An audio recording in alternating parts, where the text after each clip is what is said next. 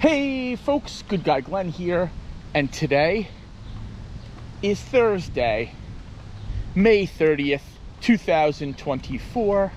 Doing another little walk and talk as I walk through the park. Today I wanted to talk about a specific topic, and that topic is not letting them push you around. And who is they? Well, they could be many people. For one, foremost, if you're a new OTR driver, new driver in general, remember your license is your responsibility. So with that being said, you need to control what goes on with your license. You have to remember that ultimately you are responsible for your license and what happens to it. With CSA points, what goes on your DAC. Let's get something straight right off the bat. These companies, these shippers, these receivers, they don't care about your license. What they care about is shipping their freight and getting it there for the cheapest price possible. They don't care what happens in between. The minute you sign those bills of lading and take that load, it's now your responsibility. What brought me to make this video this morning was a driver reached out to me. He went to a shipper. I don't know if I should mention the shipper or not, but the shipper is notorious for loading the trailer overweight. They let you weigh on the premises, but they don't tell you your weights till after you get your bills and you've signed the BOL.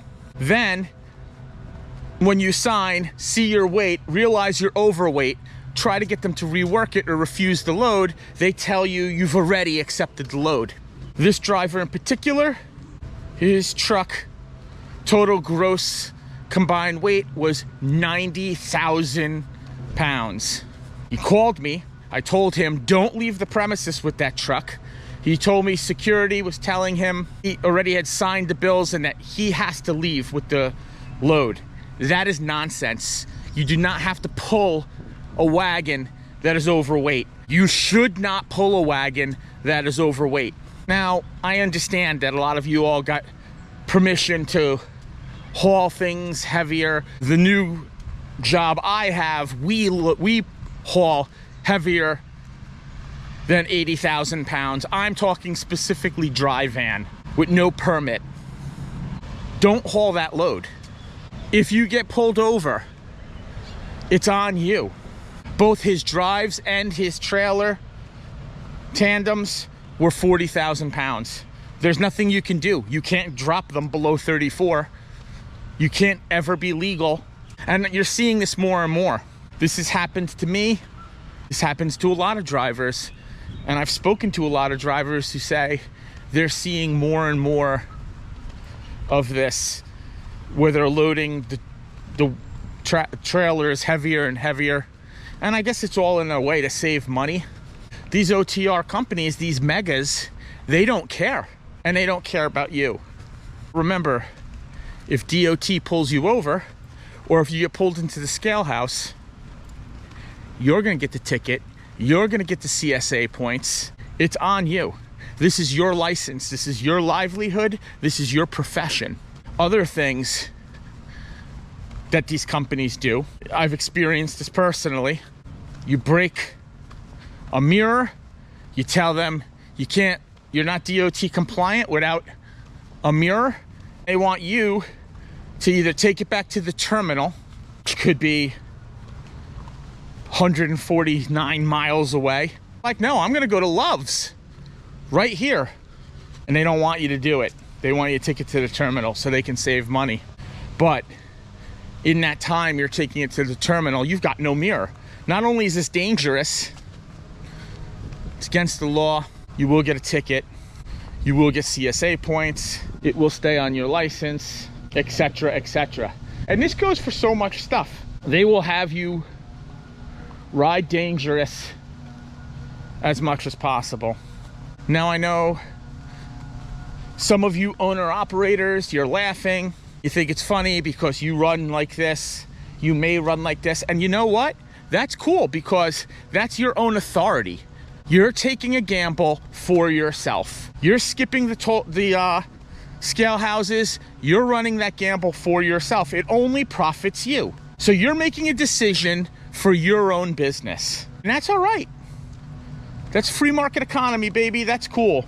What I'm talking about is these mega companies that are taking in new CDL drivers who may not know what to do, may not know how to handle the situation, may not even know the consequences of what they're being asked to do, and they're taking advantage of them. Running the clock is another one. Western Express is notorious for this one. Now, out in California, you have to get paid for your time in the truck. Regardless, they won't just allow these companies to pay cents per mile. You know, when you're in that truck and you're doing duties in that truck, which include loading and unloading, you're on duty.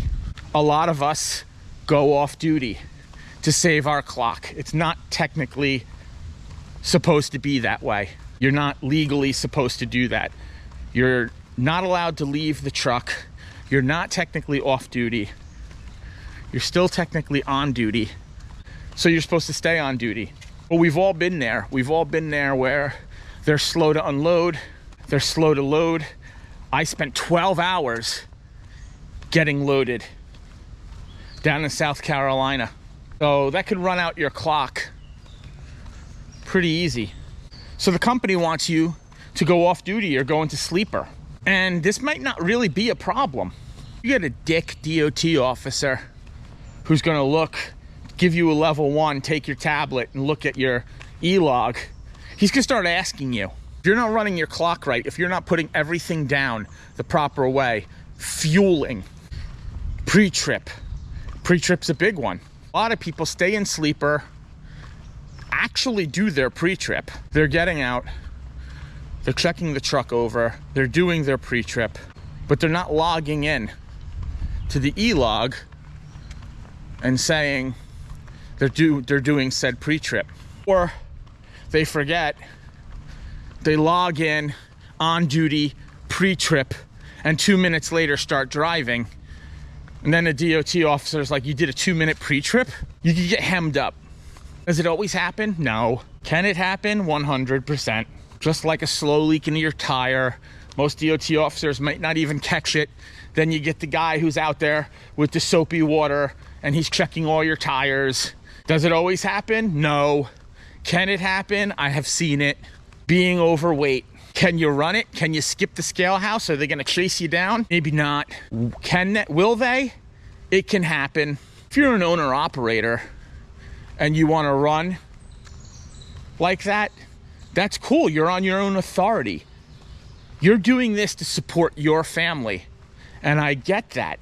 That's cool. You're taking a risk with your license to make your money for your company with your truck. But if you work for a mega, they don't care. They're not gonna help you out. They're going to throw you to the wolves. They're gonna throw you under the bus if anything goes wrong. Your license is in shambles because you have CSA points stacked up. You can't get another job. And then you're their slave because you have to stay with them. Because if you leave there, who's gonna hire you? And this is happening more and more. And this just isn't like a Western Express thing. This is a lot of companies are doing this. But a lot of companies, not gonna name any names because, we go back to allegedly. I have friends who've worked for some of the bigger megas. They drive them like this. They make them violate their hours of service. Then when they get CSA points for it, fire them. Knowing that they can't get another job, basically running them out of the business. This happens too. So how can you protect yourself? Just do the right thing. And you get fired for doing the right thing? Yeah, I'm not gonna lie, you can. Do you wanna work for a company that's asking you to do something that could possibly affect your CDL license? Gotta think about it. You should never put yourself in a position where you need a job so bad that you're willing to compromise yourself and do something that can affect your future. That's what these companies depend on. They depend on desperate people to do desperate things. Some people, the way that they're running the CDL programs now, are desperate. Like how I got my CDL through a veterans program. I was an unhoused veteran, and I got my CDL license through the state of New Jersey. Paid for my schooling, and I am grateful for that. These companies will take advantage of people who don't know any better. A lot of these CDL schools will only teach you how to pass the test. Basically, you pay them and they pass you through the test. If it's like one of those, if you live in a state where that's allowed, where you take the test with that company and not with the state. New Jersey's not like that. You're supposed to take the test at a New Jersey testing site. You've already got one problem because you don't know the law. You don't know what's actually allowed and what's not allowed, what's legal and what's not legal. If that's the case, if this is going to be your profession, if you're looking at this, you have to realize, and I've said this in the past, having a CDL license is a lifestyle. Everything in your life now has changed with that CDL license. And if you're driving your car, moving violations have a different penalty for you as a CDL holder than for someone who has a Class D, regular motor vehicle driver's license. No seatbelt in your car, you get a $250 ticket. CDL license, no seatbelt in your car, it's a bigger fine. CSA points. We're held to a higher standard here in the state of New Jersey, at least. I mean, I don't know, maybe this isn't across the board in every state. State of New Jersey, you basically cannot drink any alcohol and operate a motor vehicle. I'm not just talking about on duty driving a Class A, I'm talking about in your car during home time. The legal limit is so low, it's like not even a sip of beer. And once again, this is the state of New Jersey. I think every state has different rules, but it's just how it works here. Learn these rules, learn these laws, follow them. If you plan on driving a truck for a long time, if this is gonna be your career, you have to know these rules. Don't let these megas chew you up and spit you out, and then you're useless after you leave them. Because that's all they want. They want the cheap miles out of you because you're new. They want to pay you 40 cents a mile to run out their freight. And if you stay with the company and you make it up to 50 cents, 52 cents a mile, they're going to stop giving you long loads, long hauls, because they're going to give it to the new guy they just put in the seat that they're paying 40 cents a mile to. It's the way they do it. It's smart business. It's cheap slave labor. Remember, when you go to refuse to do anything, that there's probably 5 guys waiting to take your seat. So you might lose a job. But I said it earlier, if your CSA score gets high, if you get all these things and it messes up your CDL, then you're not working anyway. And then you can't work. You can't find another job. So you've gone from having a clean DAC, clean CDL. You could go to another company if they choose to get rid of you because you're a troublemaker. Or you could rack up stuff on your license and not be able to go to any company because you're an insurance liability to them. You could go to a second chance like Western Express. Western Express will do to you exactly what I'm telling you. They don't care about you. They only care about shipping their freight as cheap as possible. So don't get hemmed up by these companies. With that being said, be careful out there. I understand you're gonna have to go to some of these companies because you're new and you have to go to a starter company, but that doesn't mean you have to let them take advantage of you and ruin your future. You're in control of your own destiny. You have the keys to your own future. Don't let someone take that away from you when you've worked very hard to get this CDL license.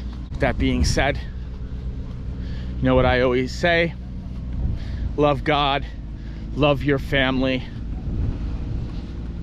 say your prayers, take your vitamins, eat a banana and a Greek yogurt every day, drink plenty of water. If you like this video, smash that like button, and don't forget to subscribe and hit the bell so when I drop another video, you get a notification.